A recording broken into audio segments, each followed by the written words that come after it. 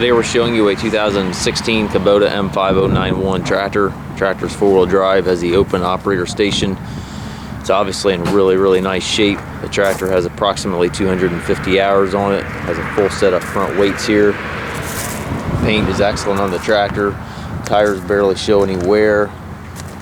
There's a 4-cylinder turbocharged Kubota diesel engine. Very small scuffs here in the fender. It's got the cast center wheels,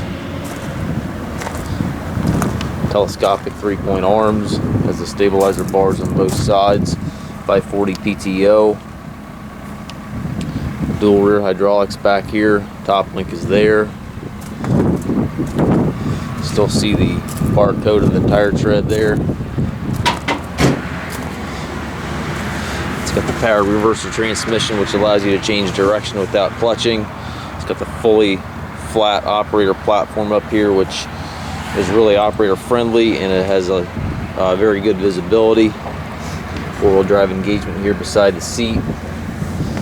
8-speed transmission. You've got 4 gears and the larger lever. 2 ranges back here. Also have your park gear and your throttle there to the right. Hydraulic PTO and 3-point controls also to the right.